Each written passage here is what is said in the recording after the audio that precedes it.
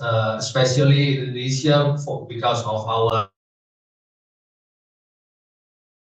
hyper diverse background, very diverse background, religiously, ethnically, culturally, we are very diverse. So I think this will add to our perspective.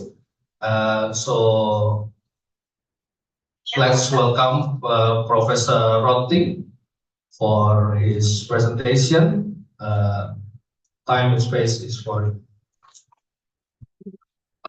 Please welcome Professor Rötting.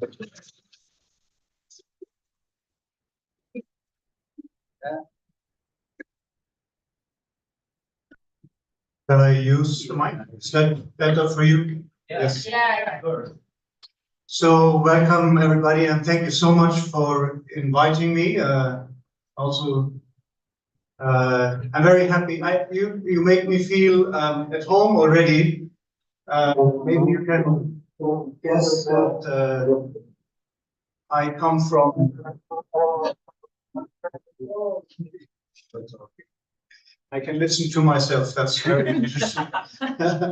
So you make me very much feel at home. I'm coming from Munich area in southern Germany. It's a Catholic area. And if you go into a church in Bavaria, it fills up from the back. People want to sit as far away from the priest as possible. So if you want to come up closer, you are welcome. I also, we had a very nice evening with good discussions yesterday. Welcome again, great to see you also. And that made me actually also even elaborate a little bit on this talk. So I did have some homework this morning to reflect on what we talked yesterday. And as you can see, I challenged the title. When I've been asked what to talk about, this was spirituality in plural societies, and I added and the puzzle of hope. Now, we do have native speakers of English here in the room, so I'm not so sure if that really works the way I like it. But I find it interesting that there is a puzzle of hope. Let's start with the back. If we have a plurality in thought, we hope different things. And then we don't hope the same, obviously. And then the question is, how can we bring these things together? So that's a puzzle in the very word form of the things. But my main question really is then hope itself puzzle in the way of an unsolved question? Is it puzzling us? So that is the question I want to take and carry along and elaborate on. Thank you very much for the graphic designer. I don't know who did that, but this is you. Oh, this is amazing. Really great. And I think also that is part of the introduction already, because if we think about spirituality, let's say in New York, you had some idea, right? And that is what you think is a typical New Yorker. And some of the people I interviewed in New York, they really looked like that. But of course, I interviewed 20 people in each metropole. So Korea, Munich, the guy in Munich looks a bit, maybe Bayern München just lost the game after you sketched him. And then the reason for me going also to Eastern Europe is also because it's very interesting from the point of society. But then if you do religious studies, as you all know, when you go into a field, you don't go into any field if you don't have a gatekeeper. So my gatekeeper is my wife, she's Lithuanian. So I show you this picture, I show her this picture, and we'll see if we have somebody in the relatives who look like that lady here. But thank you very much. That is good also because of it makes us immediately understand that we cannot avoid categorizing, right? I mean, you kind of fell into that, tried to cartoon the title, I did it very well. But then what happens in our mind if we cannot escape categories? And then what's the categories available to us? And then if there are no categories available for a new situation, what do we do? That's the kind of questions I want to bring you with me. So here's the puzzle.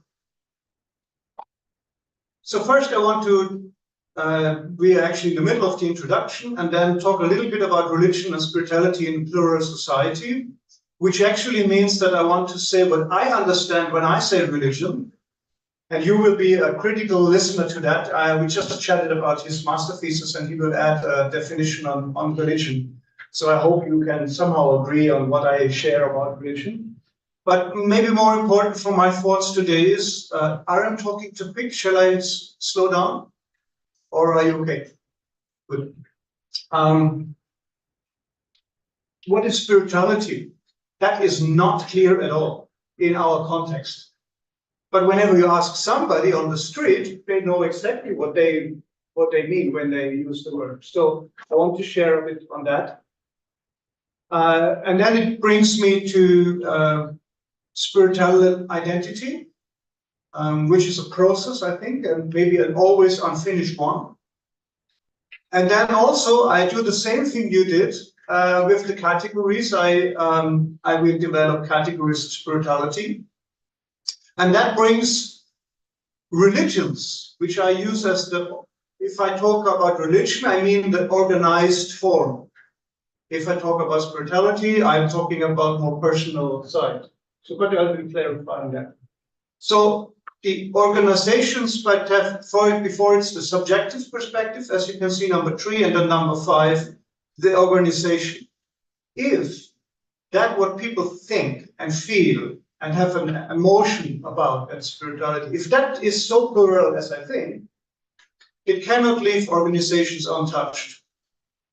They will have to change with it somehow, react to it, maybe foster it, and so then we will look into that at number 5. Where I do a weather forecast, this is a book which hopefully will come out in 2 months. I called it Religions of the Future, ? And so, of course, I have no idea what the religions of the future will be. But I do the same like weather forecast people. You know, they look into the sky and say, clouds, wind from that side, and maybe it gets rain. So, but sometimes they're right, sometimes they're wrong. I try to do the same thing. And one aspect of it are a question which I bring along of neo-Orthodox bubbles. I'll explain later what I mean by that. And then we shared also about interfaith. So that 2 aspects I think will be very important in the future. And that's all I can contribute to the puzzle of hope, which I will leave us to end then in the discussion. So yesterday, I was been woken up by Professor Samsul Marif because I had a jet lag. If you fall asleep during this class, don't worry, because you have the structure below. So if you get up awake, you can just see where I am and behave as if nothing else happened. So below is that's the head titles, and it helps you to get some sort of clarification.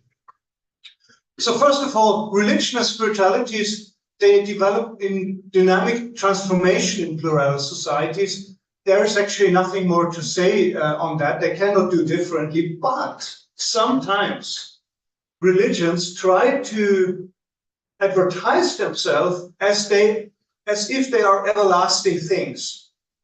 And that's why it's worthwhile to note that this, of course, was never the case and will be never the case. Now, because human beings have failures, and then especially when they come into power, they have sometimes more failures, and they do these failures act in institutions. It means that religions develop structures. In these structures, you have powerful people, less powerful people. It takes long enough, and you have innocent people and not so innocent people, and some people corrupt the idea of that religion to others. They don't do it. And then, of course, there will always quarrel who was the corrupter and who was the right one. Also, especially in Europe, there is a huge discussion in my religion, that's Christianity, Catholic Christianity, about sexual abuse among priesthood and they're being caretakers of young people. That's the most cases, but there are also, for example, abuse cases of yoga teacher to yoga students, Tibet masters to students of Buddhism, Zen masters to, and so on and so forth. There is no end to that debate, which brings me to the fact that if we talk about the puzzle of hope, that crisis has to play a big part. Right? So we will look into that a little bit. And then we look at the bubbles, and especially on interfaith processes and how they will feed into all of that, and see where we come to that. So, of course, there are different readings of spirituality and religion, and already the subject of religious studies, I just took out two which made big names already, especially, I mean, Samuel P. Huntington, Clash of Civilizations. There is nobody who doesn't know it, and we all have different, probably, opinions about it. Some call it a self-fulfilling prophecy. Others talk that he was, for example, Edward Said definitely would say he was wrong from the start, and so on and so forth. I think you know this debate. In Germany, very famous, because that's why I took it along, is Hubert Knoblauch, and he talks about popular religion. That's this other book here. When the last Pope Benedict XVI came to his pastoral visit in Germany, on the fields, that's really true, the fields, not the city, the fields of Cologne gathered 1.3 million people for a Catholic Mass. I think the Catholic Church has that not seen before and afterwards. But during that time, everybody was like, what? They're not that. They are here. The Pope comes and everybody crowds. So there was a huge debate. Is that religion? Or is it event? Or is it a mass phenomena? Are all these people who come there, are they spiritually looking for the Pope?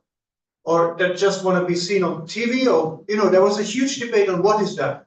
Because nobody expected that effect. I mean, that there would be a huge crowd, okay, but that amount was certainly amazing.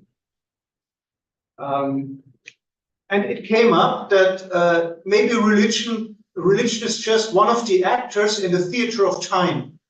You know, so if it's fashionable that you go to the Pope, you go. But once the Pope left Germany back to Rome, you're also not interested in that kind of debates were going on. So in that years already, the question of influences. So not only the religious head of religion, but influencers who come from the side. In that situation, it was the Pope. But then some years later, the Dalai Lama talked in Berlin on a Christian church day, and he got the biggest crowd of that church day. So not any of the bishops or monks or preachers who would come to Berlin and talk on a Christian event would get the biggest crowd, but the Dalai Lama. Of course, we all know why. I mean, nobody's that famous in Germany that the Dalai Lama would, and even Berlin people who have the reputation for being very secular went there to see him. But then there comes a question, what does spiritual influence mean? If people come to the Dalai Lama for a talk, does it mean that they listen what they say spiritually, or they just want to make a photo? It's an open question, right? You only find out if you ask or if you investigate. I want to remind you, or maybe many of you have heard about Paul Heelis and Linda Woodhead's Spiritual Revolution. I see some nodding heads here. They did, I think it was a fascinating study. Kendall is not a huge place, and they simply asked everybody, what's religion, spirituality for you? How do you offer it to people? And then they came up with life as religion or subjective life spirituality. That was their two categories. And then they predicted that because not only the spiritual market is growing, but also religious institutions like churches offer something what they call spiritual. For example, a yoga class in the church, or a choir doing Taizé songs, even they are not from Taizé community themselves. So using things which other people call spirituality in their religious institution, they said that means religion is going down, spirituality going up. And they predicted in 30 years, there will be more spirituality than religion in candle in the UK. So that was, they published, as you can see, 2005. So let's say manuscript 2004, proofreading, field studies, writing everything together 2003, plus 30, that's the year 2033, right? Something like that. So in 5-6 years, we'll see if candle got a revolution or not. I fear they were a bit optimistic, but well, they got a great title. That really sold very well, and nearly everybody in religious studies person on the planet knows the study. So, and I think they had something to say. But the question is, what does it really mean for religions, and how do they react to it? So then we come to spirituality. You give me signs if I'm over talking. The word, of course, comes from the Latin spiritual, which is simply the third person of the Trinity. You know, Christians believe in Father, Son, Holy Spirit. So spirituality is that spirit. And we could say full stop, that's it. Why should we talk anymore? But the most interesting thing happened, that that word did something, and it didn't ask anybody if it's allowed or not. It just escaped the Trinity and did whatever it wanted. And I am fascinated about that. So in the 12th century, the opponent of spirituality in Europe was the corpus. Corpus is the body. So you talked about spirit, which then by then meant mind more, or Bewusstsein in German, and body. Later on again, it was more affiliated with religious people, like the spiritual people, the religious people. So that would go those ones in an order, priests in an order, like Benedictine fathers or so. And then lay priests, non-religious monk priests, which belong to the diocese. They called as non-religious, but even they were priests. That was kind of a funny thing for a time. Then the Reformation came, and suddenly the word of religion changed dramatically and got its meaning slowly, which it has today in Europe at least, which means you belong to the Catholic religion or to the Protestant religion. Suddenly they were two. Before, there was only one true religion and all the others were heresies. In Europe, in many books, you can find that even people have already translation in Latin of the Quran, and they would talk about Islam as a heresy, as a Christian heresy. Well, you can take it as a compliment because it meant they take it serious, right? But of course, they would judge it from their perspective. Only very late they started to treat it as another religion. The same with Judaism, for example. It took very long. And then another jump. Sodran wrote in 1917 Manuel de Spiritualität. And at the end, we are where spirituality belongs in our language now. Something what you yourself believe and experience. Let's start it there. And many people say it's connected to the French Revolution, not of course the one you think about it now, but the French Revolution of Benedictine orders and Catholic thinking, which was a bit stuck, and they tried to reform it, make it more personal. But at the same time, more or less at the same time, somewhere else on the planet, Swami Vivekananda talked on the World Conference of World Religions about Indian spirituality. So of course he was using English language because of English people were occupying long enough India to make that happen. And suddenly there was something like an Indian spirituality. And then all the things come together. Vietnam War made it happen that all the people who were against that war happened to meet in the US. We were talking about hippie times at the time. That was a very, I think, important time for religious studies because, and for the name understanding how spirituality became free of any bondage to any religion, because in these demonstrations met, for example, Martin Luther, I forgot to write Martin Luther King, of course, that's not the Reformation monk, the Dalai Lama, David Steindl-Rast, which is an American-Austrian monk, Thich Nhat Hanh, and many others talked about a peace spirituality. Maybe they couldn't share about many other things. For example, the Dalai Lama would certainly not believe in a personal God like Martin Luther King did, but they would all agree that they think that they should be also from a religious point of view for peace. And because they did agree loud on that, they used the word. And after that, spirituality was free to go wherever it wanted. Everybody could say, I'm a shaman spiritual person from Austria, or I'm a Muslim spiritual, or I'm a Sufi spiritual practicing Zen, or I'm an evangelical spiritual doing that. So you can do whatever you want. Which means that academically, if you research spirituality, you always have to ask, what do you mean when you use the word? It's academically not usable. We have to define it for each study anew, so to say.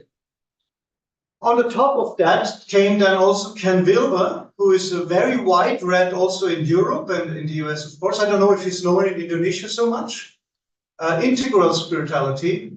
Many people would not regard him as a heavy academic writer, but spiritually very influential in many circles. And then, of course, a new spiritual SPNR, spiritual but not religious. So here you have not only spirituality being free from religion, but also people saying, I'm a spiritual person, but I don't want to be associated with religion. So something happened, right? Out of a religious framework of the Trinity of Christianity, the word came not only out, but even made it possible to stay against its own definition of terms. Fascinating for me. A nice reminder for me is that greeting, that's Father David Steindl-Rast, one of my PhD students is writing a dissertation on him, and a Buddhist nun, Ayakema. And so that's Father David, who met the Dalai Lama. So I said spirituality could even turn against religion. I want to give you one example from a very well-known, at least in Germany, very well-known as Advaita teacher. Is that term, do I have to explain, or is it clear to everybody? Advaita, in the modern sense of the word, Advaita teaching. So Advaita comes from Indian philosophy, but when we say today Advaita teachers, we mean a really big number of people who usually call themselves Advaita teachers, and then you gather to them. They would start talking in that way that you can ask them questions. So you come up to the stage, ask your questions, they will give a spiritual answer, and the audience will hear that. And that kind of form is very known, but Advaita philosophy, before modern time, it was more a side stream of Indian thought, so to say. It became very famous in Europe because it has a non-dualistic tend to it, and that's why Christians trying to escape the dualist idea of Christianity, which sometimes they felt they love that kind of Advaita teaching. So anyway, we have one of them, is an Englishman. His name is Soham or Samarkand. He changed his name once, that's why I put the both names. And he said, I take this out of a longer quotation, Jesus is a guru who left his body. And then after a while he said, so Jesus will guide you to a living guru. What he meant is, if you believe in Jesus, it won't work because Jesus is not alive, he's dead. He would say the same thing about Muhammad, about the Quran, about the Buddha. The idea he has is you have to meet a guru who is alive, like him or any other alive guru. Which means that his spirituality turns against, for example, scriptural forms of religion, who says you don't need to have Muhammad alive, the Quran is enough. You don't have to have Jesus alive as a human being. The faith of a risen Jesus is enough. You know what I mean? That there's different forms of aliveness in the world. Now, a big threat to religions were the misconduct. And that is an image from the German TV station from the Carnival of Cologne. Maybe you know that Cologne people are very much into Carnival. And you see here a lying, sleeping bishop in front of the, everybody will recognize immediately that's called the Cologne Cathedral, the building in the back. So in front of the cathedral, there is a carnival wagon which is moved on wheels in a parade, and people would cheer. And it reads 11 years radical reflection on misbehavior and sexual misconduct in the church. But it's a joke because he's sleeping. So they say nobody was investigating into anything enough. They just let it go. Not deep enough. That really shaped not only the US and also, for example, when I was teaching in Dublin in the year 2000, there was the sexual misconduct happening very freshly in Dublin and in Ireland. So that shocked the whole Catholic country. And then 10 years later in Berlin, and shaped Germany.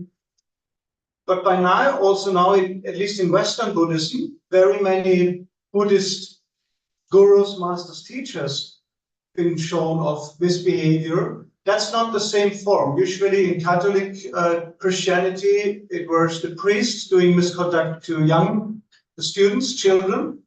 But the Buddhist masters and also yoga teachers, they were accused of doing misconduct and misbehavior to female students of them who were already adults. So it's not, or very often not, a criminal case, or very hard to put it in front of the court because the ladies were all adults.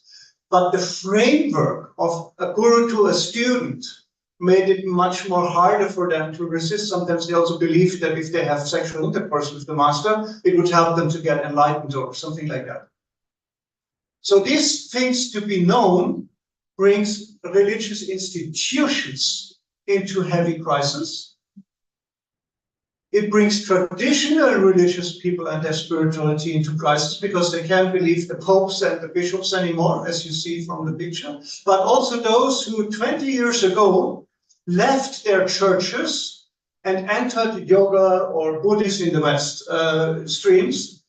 Also they're in crisis because they already left one religion and then suddenly 15 years later, they found out the master they chose does the same thing they maybe experienced as a child in the Catholic Church. There are stories like that. So we say from one bad place to another in 15 years after changing your religion. So that is a crisis, not only for religious institutions, but also for many spiritual biographies. 20 minutes? Or I'll speed up now. Corona had a big effect on religion too, and I have to keep this short due to time, but in the Middle Ages in Europe, there was a myth existing that Jewish people poisoned the wells, and that was the reason for the Black Death. Of course, this is not true, but the narrative continued, and it's very interesting. Have you heard about the Pizzagate affair? Pizzagate story and these kind of things. So that during Corona it came up, and if you investigate into the myths about Corona, you find out that some of the structure you have, it could be copy and paste. It would be plagiatism in these days from anti-Semitic medieval Europe. So you don't know who is the cause of a disease. You don't know how to defend it because you don't have any vaccine. Everybody irritated. Many people have trouble. State organizations don't know how to behave correctly, and they do all sorts of things to restrict people. And then instead of solving the problem, they cannot solve it. So somehow, seemingly psychology, there is a kind of help for society if they at least know who was it, who is guilty. without any proof and without knowing. They just point to somebody. So in the Middle Ages in Europe, it was very often that the Jews were made guilty of that disease, and this problem and that problem. And when Corona came, very, very quick, the same narrative structures appeared again. One part of it is that the deep state is hostage-ing children and makes some liquid out of their blood in order to become young. And that the pandemic was initiated in order to minimize people. And it's not like something happened, but somebody did it. So that's the difference between big cows and nobody knows how to deal with it, or there's an initiator behind it. And that many religious leaders even took it, and that is here a quote of some bishops. That's not the majority, of course, but even bishops in the Catholic Church. We have reason to believe, based on official data on the epidemic, in terms of number of deaths, that there were forces who initiated the creating panic among the world's population. Stop here. So that does something with spirituality too, because you're forced either to believe it or you don't believe it. It's very hard to say, I don't care. Did somebody do Corona or not? If that is announced by religious preachers, you have no choice as a belonger to that group. You have to choose. Do I believe that what he says or not? Because it affects the entire planet. So, you sketched so wonderful my field studies, and I will, of course, not forget to come to them. I did 20 interviews in all of them. Of course, you can say, what are 20 interviews in a city like New York, right? And this is true. I'm not saying that I can say anything about New York. I can only talk about what happened in these 20 interviews. But what I wanted to get is altogether 80 interviews of very, very cultural devised groups, and not groups, people. Individuals, so that I would have very, very different stories. That's why I went to this for metropoles. Munich, well, that's where the city where I lived. Vilnius, I told you about my wife's there, so I had a gatekeeper. I speak the language, I could go there. It's Eastern Europe, which is interesting for me. Seoul, I stayed there for a while. I speak the language a little bit, and I had connections. New York, I always wanted to go there. True, but much more true, of course. New York is it's something like a hotspot of all cultures, and very interesting to do some research there too. So in Munich, spirituality very much reacted always, whatever people told me about their spiritual feelings, history played a role. The Holocaust, the Nazi regime, Second World War, even it's so long ago now, but it affects how people think. Christianity, and I talked to you about the abuse, so that made people react to it. They don't trust Christianity in the same way anymore than they maybe 50 years did. And that's true for both, for Protestant and Catholic. And Buddhism is attractive for many of the people in Munich. That doesn't mean that they become Buddhist, but they might read the Dalai Lama book without being against it, even they are Catholics. And I also interviewed some Muslim people who read some Tibetan yoga, something. So, you know, people are attracted to that. In Vilnius, for me, very interesting.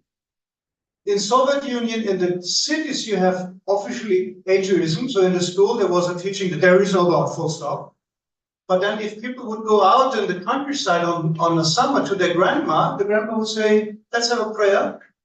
And then she would very naturally behave as 100% there is a God. So children grew up during the school time, in the summer, the teacher's universe, no God, no religion, all bullshit. Sorry, my language. And then on the other side, on the summer, they would always say, oh, for grandma, yeah, of course there is a God. Of course he loves you and takes care and watch what you're doing. And then let's have a prayer. So they were living in two worlds, and that's somehow interreligious. But with atheism. Then after the fall of the Soviet Union in the Baltic states, a wave of religion, spiritualities, churches, groups came, nearly everybody from yoga teachers to Buddhist teachers to numbers of churches from US and from everybody and everywhere around. And people were flashed. They just couldn't cope with it. Many told me about their shock. You know, yesterday it was only no church, no religion, or grandma's religion. And suddenly it was hundreds of religions, and they're all true, and they all come at the same time, and they all offer you whatever. So that shocked many people. In Seoul, many people told me about the Korean War and that they were so poor after the Korean War in their childhood. They said, because one of the questions I had in the interviews was, what's your meaning of life? Tell me your meaning of life. And I remember 3-4 interviews, they said, you know, I was so hungry for years, I didn't even ask for a meaning of life. I just asked for the next meal. And what was very interesting that many of them said, only when I had some sort of sustaining, like bread and rice, and I could live, the question of meaning appeared again. But in retro perspective, what did that mean? What sense can I make out of that heavy time in my life? Of course, the division of Korea, North-South, makes a problem. Then there is many forms of Protestant Christianity, very many forms of Pentecostal forms are opposing openly Buddhism, which is 1/3 of the country. So you have families where the younger generation would attend a Protestant church and they would hear a sermon where they told, if your grandma still goes to a Buddhist temple, she's with the devil. Don't tell your grandma that if she's going anymore, she will go to hell. So they're kind of aggressive. And even I was myself living in a Buddhist temple. I'm Catholic and I never changed being so, but I was as a guest living in a Buddhist temple. And strong radical Christians, it's really strange for me to say it as a Christian, laid fire on temples. So I was living in a temple which was one armchair, one small temple was burned down from Christians. I was safeguarding a Buddhist temple against my fellow Christians. So that is a kind of bias situation. It eased down a lot now in Korea. That was when I was there, it was 30 years ago, so it eased down a lot. But anyway, shamanism and Confucianism influences everybody, despite what they else have say or will say loudly, the ideas of shamanism and Confucianism.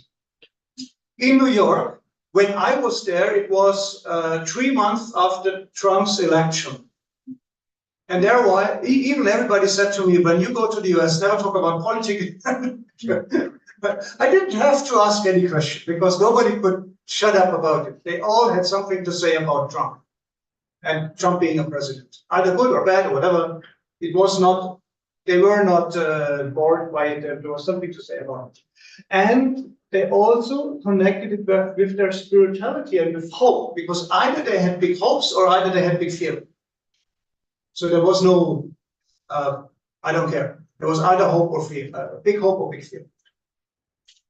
Migration, a big topic, also in spirituality, in spiritual forms. I talked to Muslims in New York, in the mosque, and of course you can imagine that they have no day where they are not confronted with anti-Muslim behavior towards them, and with 9/11 and all these kind of debates. So what does it all bring? Now comes a bit of theory. That's a navigation system, the same like you have in your mobile phone. And I say that we all have to do such a navigation system, regardless what we think of, if we are religious or spiritual.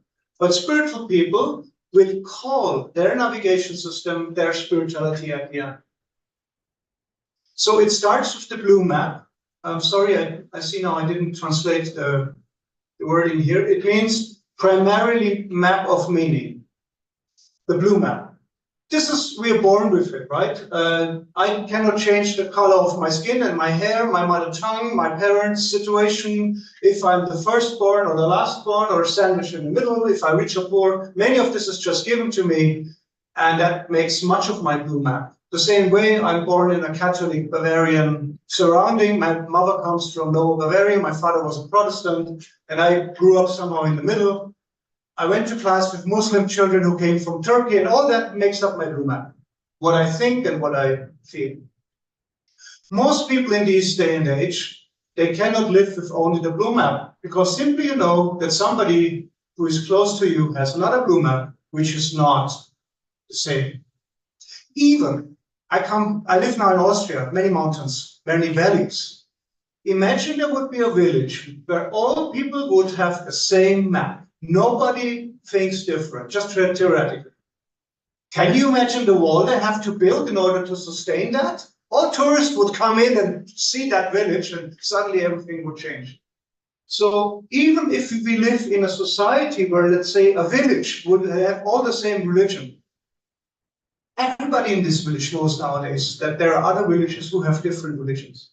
And that very fact makes us think, is that normal that they all are the same, or is it more normal that we are all mixed, or what? How does it has to be? It suddenly becomes normal to be diverse. If you are in a strict religious blue map, you might run into behavioral conflicts in your adolescence time. For example, you fall in love with somebody from another group, and your parents tell you, no, you should not fall in love with that person because of, and it doesn't matter what they say, because you already fell in love. So there is a conflict. Or one New Yorker told me in the interview that when he grew up, he suddenly realized that he's gay. And he thought that either I stay not recognizing my gayness, or I have to leave. He was in an Orthodox community, Jewish Orthodox, or I have to leave that community. He was super liking all his friends, all his lifetime was there. So either I have to stay or leave. So we have to look for alternatives. For him, it was the gay lesbian synagogue in Fifth Avenue in New York. That was his yellow map. You know that my Catholicism, somehow my head was on the roof and I need some fresh air. So I already know my story. I went to the Buddhist monastery and checked if there is some wisdom around. That's 30 years ago. So that was my yellow map. Many of us have a yellow map. That can be a book, a poem, a song, a movie we see. Most people have 3 or 4 yellow maps. I just painted one here. I rarely dedicated 5 or 6, because seemingly we cannot handle much more. I mean a map we take seriously and influence our navigation in life by it. For example, yesterday I went to church, tomorrow I do Zen meditation. Yesterday you go only to synagogue or only to the mosque. Tomorrow you also go on Wednesday for yoga class. You know what I mean? So that we add things in our behavior and also in our mind to think differently. If we would convert, that's one way. But most people today don't convert. They update, like the same like our Navi. New road, update, new map. And so we all have what it called salient map of navigation. So the updated map we have. In rituals, we ask ourselves regularly where I am in my life at the moment. That ritual might be a nice dinner like we had yesterday, or prayer, meditation, a good talk with a friend, email correspondence with close peers, or whatever. We have our own rituals. All religions offer these kind of rituals. The Ramadan would be a ritual where everybody should look where you are spiritually and then see how to develop. So we have an updated map. We have rituals which tells us where we are in our life. And then we need a goal, of course. Otherwise, navigation will not start. The goal, of course, is informed here by already 3 maps. That's what I mean with the puzzle of hope. If you go nowadays to somebody of your family who is very old age and about to decease very soon, and let's say you have a chance to go visit to the hospital 5 people. 100% these 5 people do not anymore necessarily agree on what you should do for somebody who dies, what prayers to say, how to do the funeral, and what to hope for. At least in Germany, would be very unusual if everybody would have 100% the same idea. Even they all believe in paradise or God and yours. So how is this paradise exactly looking? they would have very different ideas what it is. And that informs what they do with the dying person, how they talk to that person, and so on. If we come up with something what makes sense for us, and if we ever have met people who have a meaning of their life, a soundful meaning, I always find it very impressive to meet these people. Somehow you realize, wow, he has a meaning of life. He knows what is the meaning of life for him. That's really cool. I want to learn. Those people, they, I say, have a spiritual anamorphose. That comes from the Greek word anamorph, which is a perspective on life where everything joins into one clear picture. Whereas if you go a little bit left and right, everything blurs. And you see that is a piece of art where actually I got the idea for the naming. You have the blurred image of the house there. The artist put us these kind of pictures. So if you ask people about their life and they cannot make sense of their own life, they think that our life is like this, scattered, doesn't make sense, very painful. But maybe one day they wake up and say, oh, now I understand, and they're here. They see the house of their life. That's what I call spiritual anamorphose. For the time being, then they have a functioning Navi system of their life, a spirituality. But this is not forever.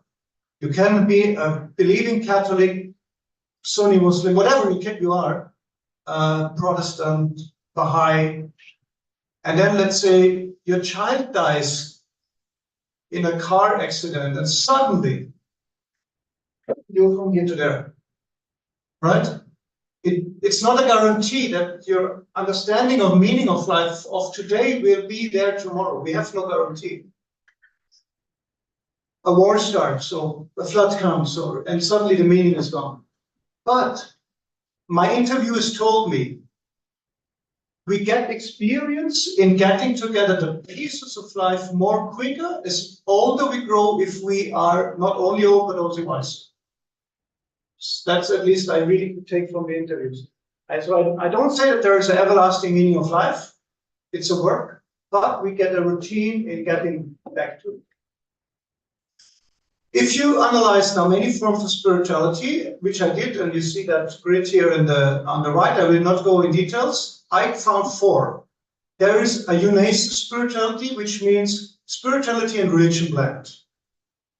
Then there is a spirituality which I call, like the French word bastion, a castle or warrior place, which means you have to hide behind big walls in order to defend your spirituality.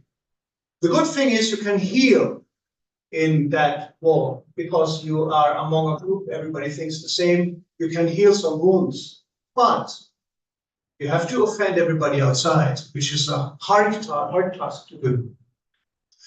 Freestyle spirituality means they don't care which religion they take something from, if it helps, it's good. Spiritual but not religious, I already talked about that. Now, the religion of the future might not be as traditional, but here you see the Catholic monk, which we before saw with the Dalai Lama, giving a TED talk. And then you see he got 5 million ticks by the time I checked it. And when you look what he says, it's very interesting. It's in English, you can check it. David Schneider-Russ's TED talk. He doesn't use a Catholic word once, but he is clearly dressed like a monk. So he talks definitely to a wide audience. He means to share with a wide audience, but he's not hiding his own spirituality. But he is not demanding that if you want to understand him, you have to talk Catholic. You know, he talks like everybody is understand. So I think in religious influences, and I don't mean social media, I mean that kind of people who really influence a wider, like the Dalai Lama would be definitely one. Mother Teresa of Calcutta maybe would be one. And then the founder of Grameen Bank, Mohammed Yunus, right? Maybe would be an important. So you have people who influence already wider parts of society. And then suddenly you have either networks of spiritual people who connect, or you get bubbles. I come to the bubbles in a second. So I say the religion of the future will be a network of spiritualities with some bubbles in it. That's what I predict. Now, what are these? How do I have 10 more minutes? 5? 10, okay. Oh, okay. Neo-Orthodox bubbles. The name comes from Jeremiah. That's a book in the Bible, where the prophet talks about, the prophet Jeremiah talks about the holy rest. And it means those who stayed in the temple, whereas everybody else, in brackets, who want to have a comfy life, goes to somewhere else. So he shouts to them and says, you want to have a comfort life, but I cheer the ones who stayed at the temple. And then that phrase became important for talking about those who take hardship on them and do the real stuff, despite the others who just, half-warm religious people, not so serious. So most of the bubbles, they have this bastion spirituality, which means that they say, my way is the only right one. If you don't understand the Bible, the Quran, the Buddhist scriptures, the yoga teachings, it could be whatever, in my way or in our group's way, you're wrong. There's only one reading of it, and I know it and you don't know it. That is very typical for the bastion spirituality and for the bubbles. Seemingly, they help people to heal wounds they have. It gives people a safe haven because these spiritual maps are very easy. One way, that's it. You divide people in only 2 categories, enemy and friend. And that's a big problem for pluralistic society because most people I meet in the day are either my enemy nor my close friend, but I have to deal with all of them. So if I have to divide them, I'm in a big stress. And we talked yesterday night about that. That's why I come back to it. So a charismatic leader is somebody who will tell people who is an enemy and who is a friend. And groups who are in that, they have not much choice. Either they stay in the group and believe the same delusions, or they don't. So if they have in their own family, or maybe if they're in their relatives or friends, somebody who is from the other side, they have to choose. Right? If I'm not in the group where your guru says I should be, you have to choose. So either you're with your guru or you cut friendship with me. Because of that, there is some violence in the neo-Orthodox bubbles. Very little space for accepting otherness.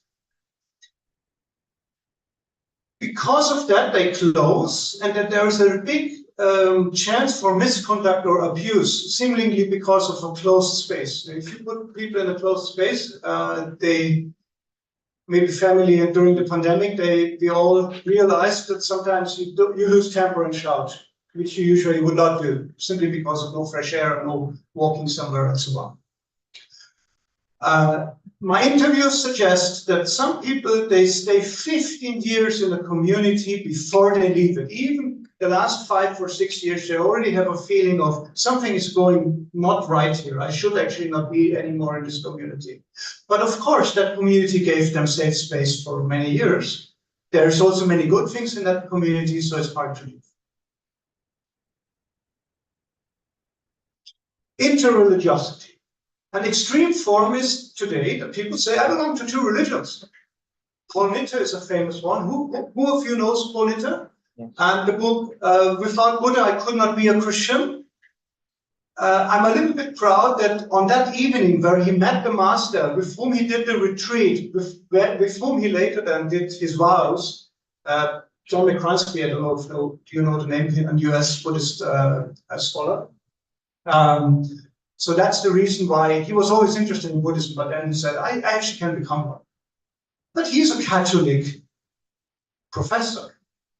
Of course, some in the Vatican don't like him, but he's old enough now, he can say what he wants. So he says, I don't care, but I can only be a Christian because I learned about Buddhism. Very interesting. And today also we have many forms where people don't have to convert or be double belongers like he, but they look for spaces where you learn from each other. Scriptural reasoning, interfaith dialogue, interfaith prayer, prayer for peace, pilgrimages, or houses of religions. So we built even spaces where people can meet. You have this in chapels, in hospitals, of course in airports. You have it now even in big cities. We come to it later. Berlin is building one, and I'm in a part of a community in Munich doing. When you check books, sometimes they talk about spiritual classics. In this here, it's Master Eckhart. I don't know if you've heard about him. He's a Christian mystic from the 13th century.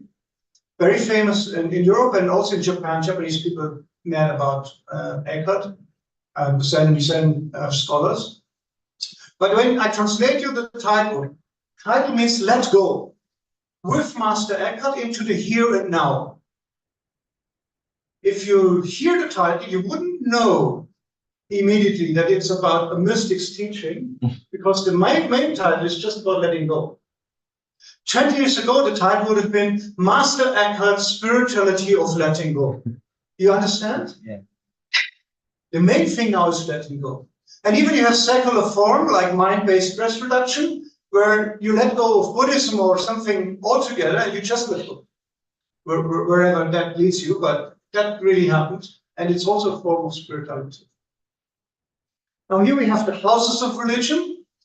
And then we have below an image where more than 20,000 people gathered in Munich in a spontaneous invitation of amateurs really, I mean, not professionals in academic interfaith dialogue, who said we should pray for the peace because it was world conflict situation in 2016. And so all Munich was full of people with candles. And that brings me to a hypothesis which came out of all of that, what I said. If one religion in a plural society will cause irritation, is starting a strong message.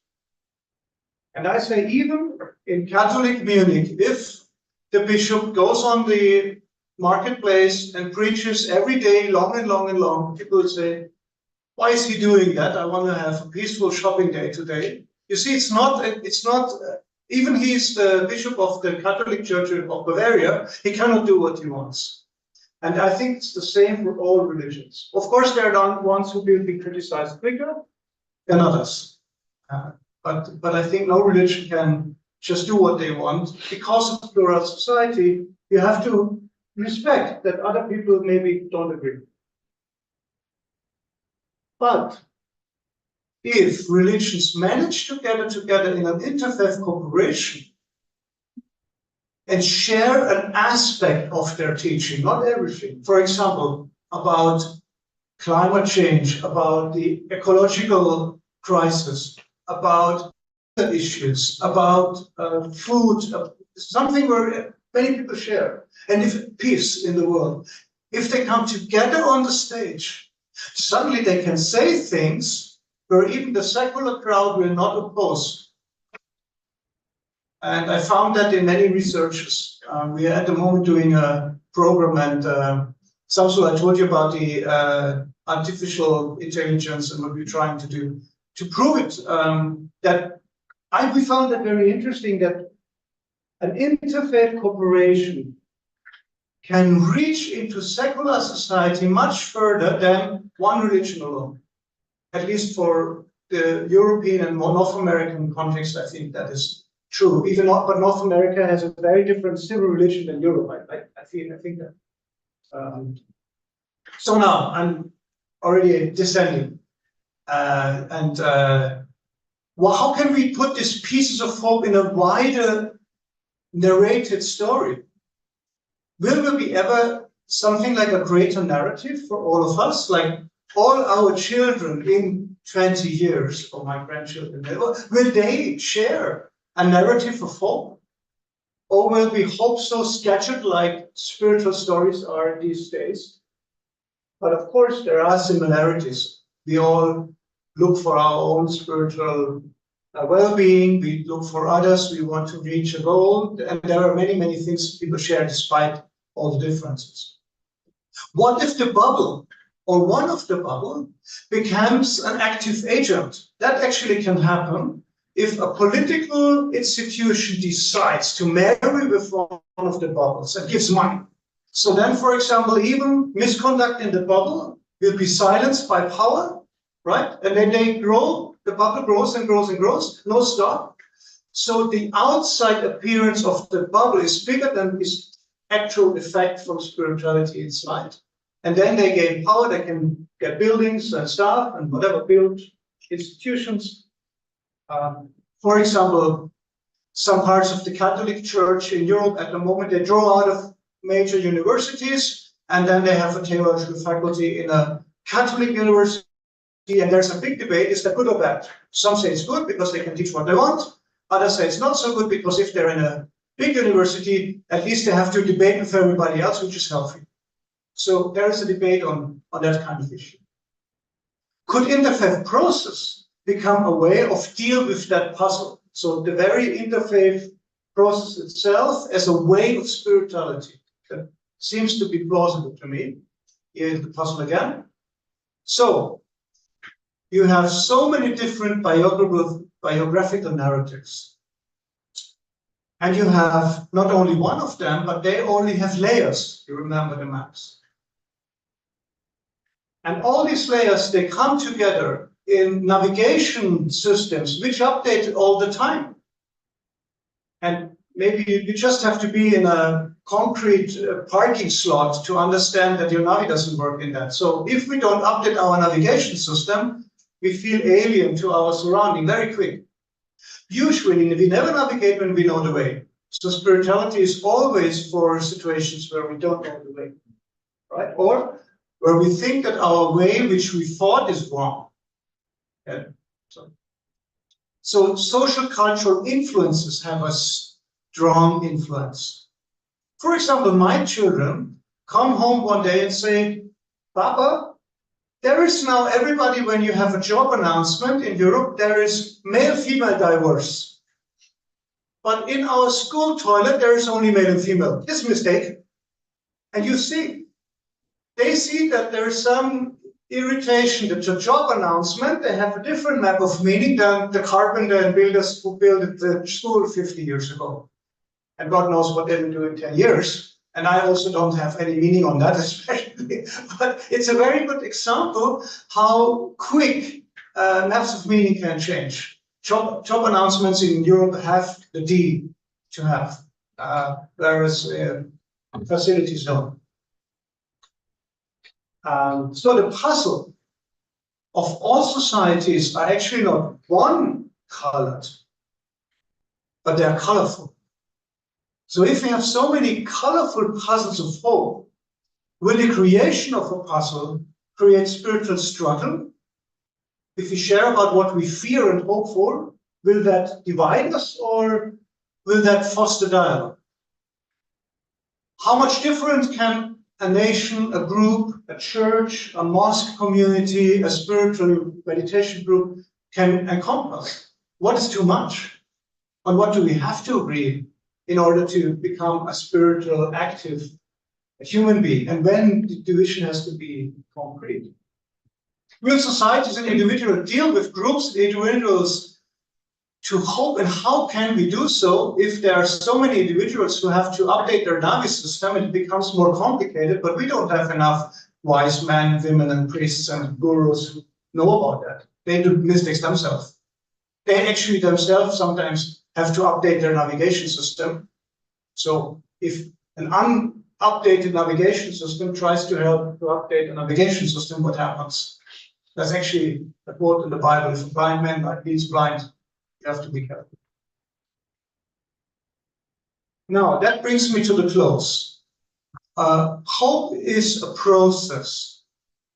Personal, family, and wider hope should be somehow connected. So what I believe I should hope for, and what we all believe we should hope for, should have some sort of connection. The structure is also relational. We have to be able to communicate that. If we can communicate our hope all together, how should we be able to get up and do something in a 1, 2, 3 schedule in the day? So spirituality, as we have seen, has two components. They on one side build networks, spiritual grassroots formations. On the other side, we have bubbles. So the main question in the future will be, how the network will deal with the bubbles and how the bubble will deal with the network. Now, that's the final. If we have a personal, a family, and a social level in society, my research at the moment seems to suggest that the bastion form, the bubble form of religion is attractive more in the region of personal and family. If you go into a wider society, it runs into conflict because societies are so plural that the bubbles are stressed too much. The network grassroots work very well in secular or diverse societies and also families, but it's a big job personally to develop a spirituality which is so flexible, because it's, who can read so much and know so much and then another religion, another Holy Spirit? It's stressful, you know. This year, one God, one way of prayer, full stop. So that it stresses the individual. That's why it's wider, harder to achieve. So I can only end with one of my dear friends, at least that quote I really liked, put at the end. Beyond the ideas of wrongdoing and right doing, there's a field. So my puzzle is I meet you there. Thank you. Sorry if I overtalked. Thank you very much, Professor Rötting. It's very interesting because we see you also define religions. We see how spirituality, you say, it's like a network of spiritualities, the future religions with bubbles. In my head, I imagine it like a body of mycelium. Yeah, with bubbles and with networks around them. So it's very, very interesting for us to see how we can understand the future forms of religions and how we maybe apply it to our experience here in Indonesia, because we also see some forms of bubbles in our religious political sides. Maybe we can talk about it more. And so if you have any remarks, questions especially, we open it for the first 3 responses, please.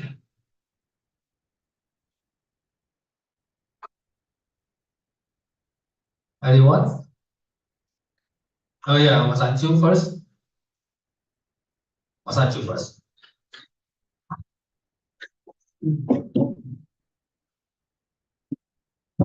Yeah, Mas Reza. Thank you, Martin, very much. Just want to continue that to some other things that we could probably also observe. And want to ask you, how would you think, like the environmental movement and also some of the artists' involvement in social movements?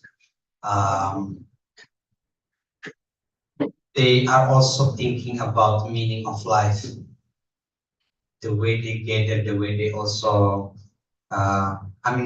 looking at the scattered meaning of life, and then the very focused one, I was also thinking, the way they also perceive about this world, planetary community, many different kinds of environmental movement that come together, try to find, offering a way of understanding this life that bring them together. Would you think that too as a spiritual? And also for the art, they are also very creative in making meanings.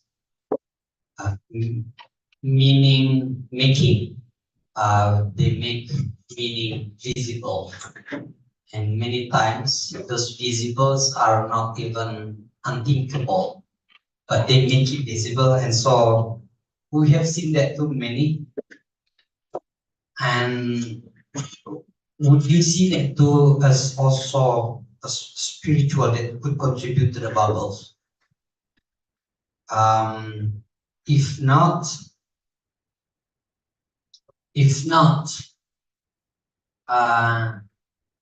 I forgot how to bring that. I'll stop there. Thank you very much.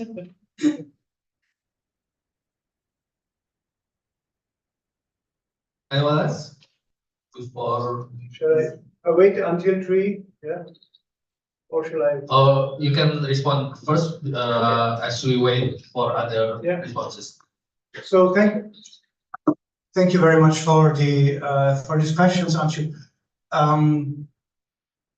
The spiritual or the ecological side of spirituality came to me in a very impressive way in the field. First, when I had a research in Korea, was it 3 years or 2 years after their Samilbo movement, where a monk, a Buddhist monk, a Protestant pastor, and a Catholic priest gathered and went from the east to the west coast of Korea.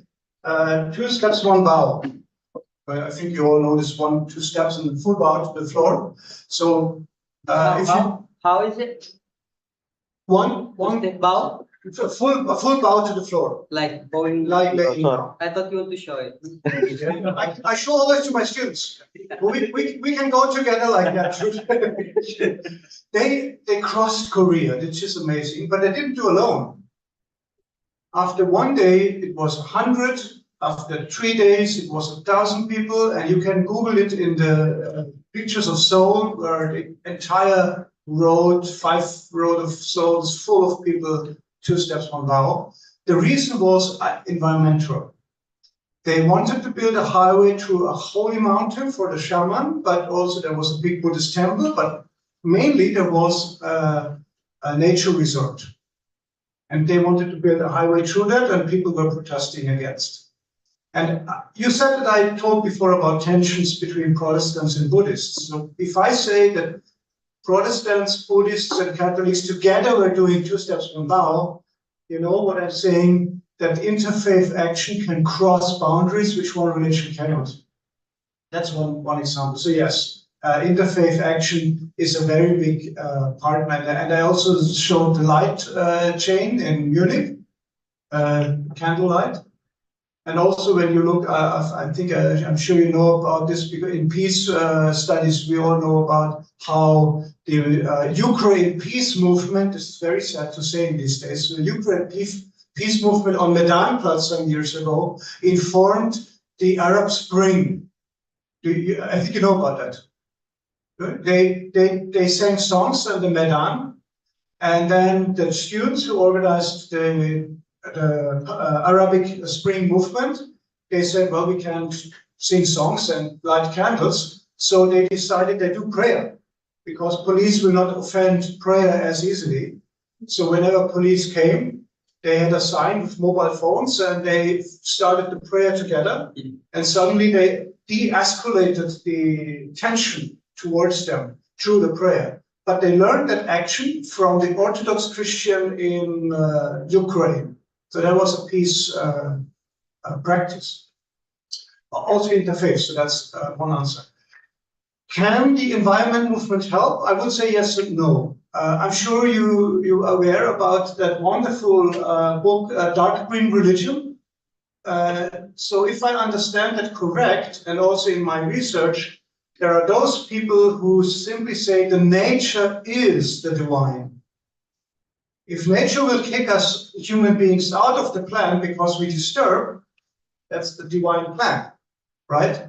Whereas usually the major important traditional religions, I try to not say word religions, Christianity, Islam, and so on, they usually say that we are in a sort of stewardship for the nature, and that's why we have to take care, but there's still a difference.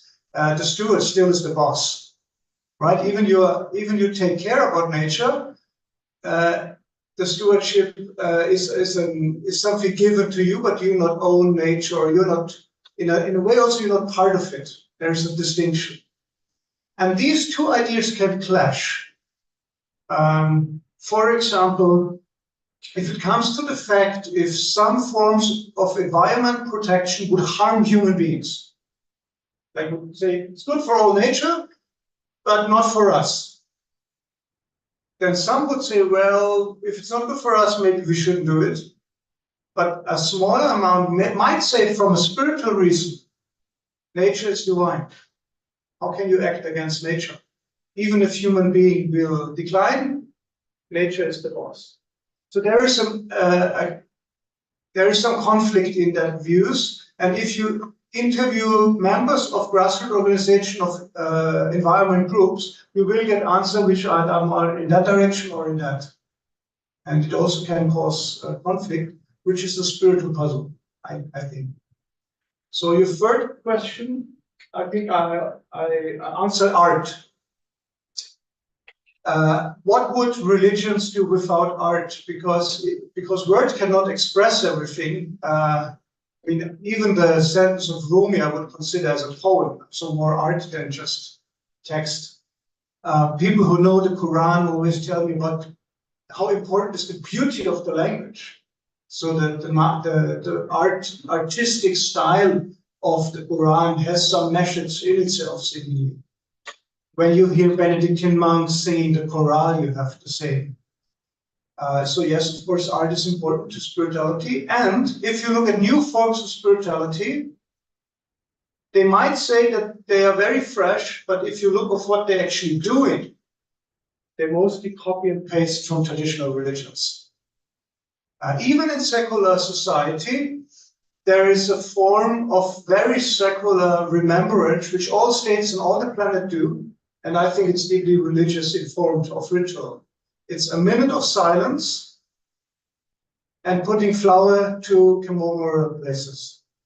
That's a religious informed ritual act in my reading, but you can do that in every state on the planet will do this kind of things. So yes, I think art is important, and art and also artistic behavior and theater, like the ritual of putting flowers or being silent, informs the wider secular society with the spirituality which comes from religion.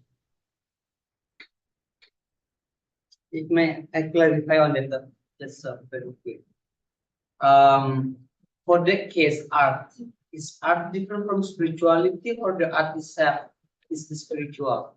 I think art can be spirituality, but I mean, first of all, who is speaking?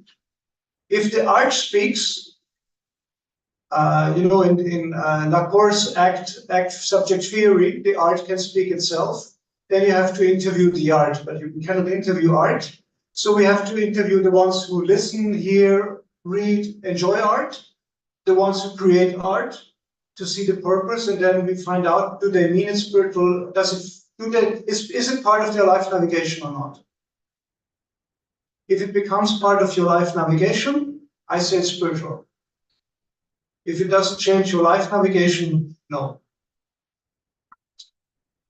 The Chinese artist YY did thousands of life quests of refugees in Europe in front of the Berlin Reichstag. Very important piece of art. Many people were stuck by it, seeing so many, they're all drowned, dead refugees in the Mediterranean Sea. And he put all these life quests in front of the Berlin Reichstag. And it was a shock to everybody, right? I would say deeply spiritual art, because it touched something from my life navigation.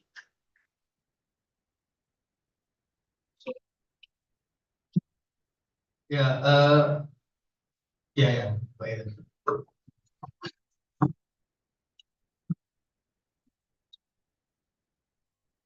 Thank you. Actually, this is not my question because I want to share Safi 3 questions. She is a student of ICRS and she is currently watching and listening to your talk through YouTube. She is asking, interesting how you mentioned that each religion should give one aspect in their tradition and share it among the others.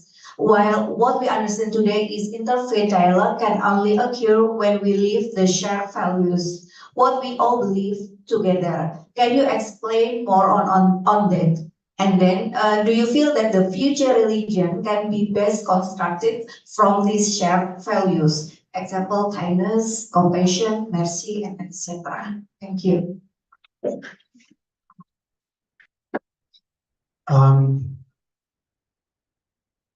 one master student of mine is writing also master work on compassion as an act of interfaith sharing in Palestine, in a Muslim-Jewish relation, but analyzing that the word compassion in the meaning she's using it is inspired by Buddhist teaching. So maybe that relates already to the question. I think to the term awareness or compassion happened something similar like to the term spirituality. It's used today by everybody, but it's it's a part of the Eightfold Path, literally. In Buddhism, so it's clearly related to a tradition, but of course you can find it in all major spirit traditions. But what I think happens is what the philosopher Hartmut Rosa would call resonance effect. So if one spirituality announces something very strong successfully, the wider interreligious audience can resonate to it, then they echo. It means that they look in their own tradition. For example, Christians were looking, do we have meditation? Or when they saw a Sufi dance, they were thinking, do we have dancing in our tradition or not? Or is it only they have it? And in that way, it can be that the two things go up together. So certainly Zen Buddhism changed by Western interest into Zen Buddhism. Christianity changed by some Asian taking up Christianity, and then it comes back to the West. And so these kind of processes. So not even interfaith, but also only intercultural in one religion. If that answers the question or gives at least some points of connection. Thank you. And thank you for reading out the YouTube questions. Anyone else?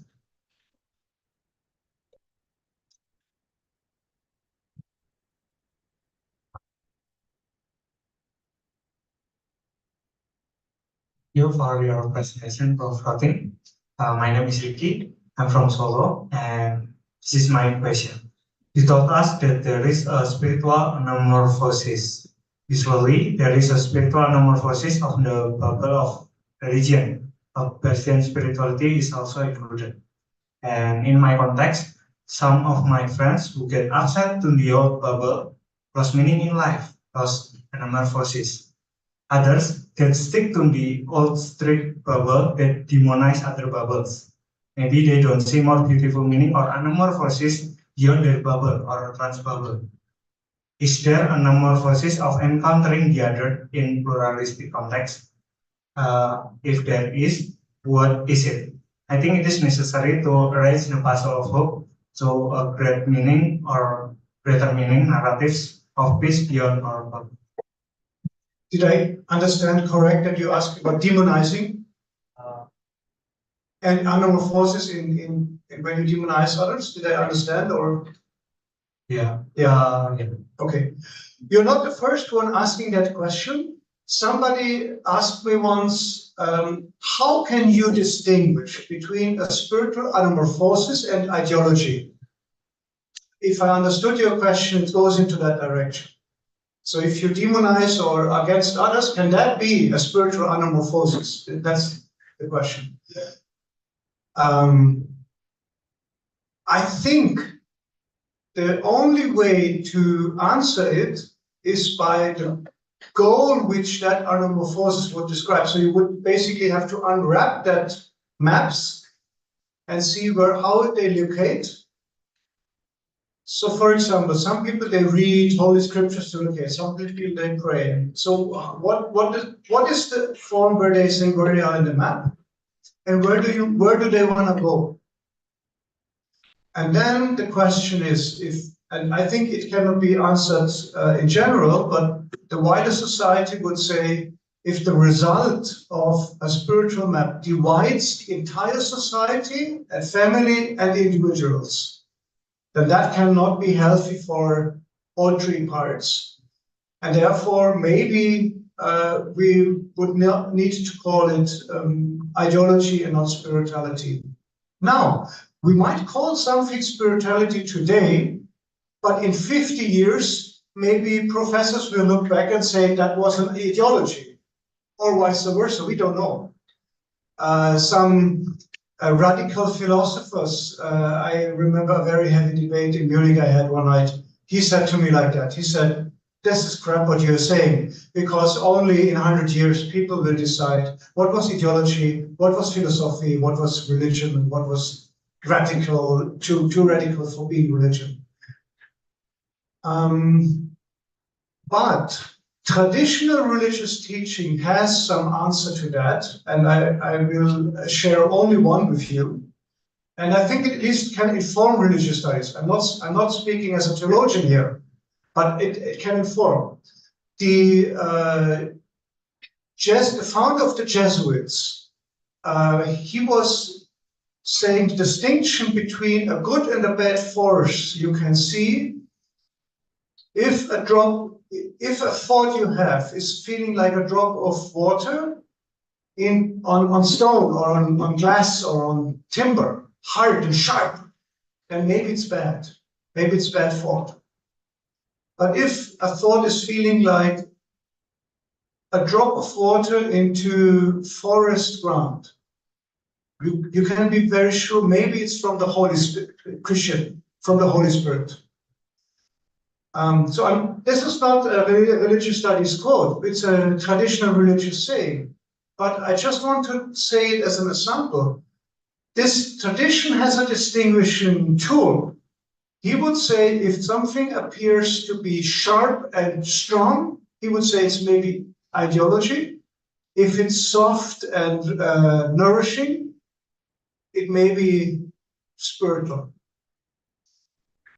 Well, you have other. I mean, you have the radical knights. You have spiritual fighters. You have all sorts of narratives about that.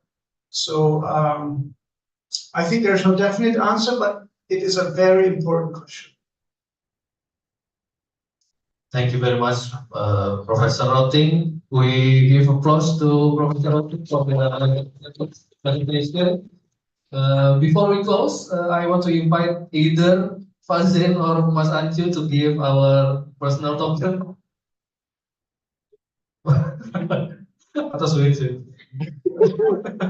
Soalnya yang ada ini CRCS dan ICRS. Ya, Fazrin. We want to give you a token of appreciation for your. Oh, minta sih. Yeah, I'm the best photographer. Yeah. There is someone who will say. 1, 2, 3. I will count 10 times. 1, 2, 3. 1, 2, 3. Thank you very much. Thank you again. Great. So you know the design. Yeah, I can thank you so much. I'll take picture of it. Yeah, do. I want to see his diary and analyze it as a spiritual map of meaning. Yeah. That's a good PhD, right? Yeah. His wife also is a designer. That is also. Thank you. Thank you again, Professor Rötting. And thank you very much for all of us for coming today. We are going to have the next Wednesday forum on Wednesday, so we will see you next week. The theme for next Wednesday forum is "The Joke is on Me" by Professor Reverend Robert Setio from UKDW. So we are going to see humor and religion together. Oh, very good. Pity that I cannot be there. You can see it online. Thank you very much for coming. We will see you next week. Thank you.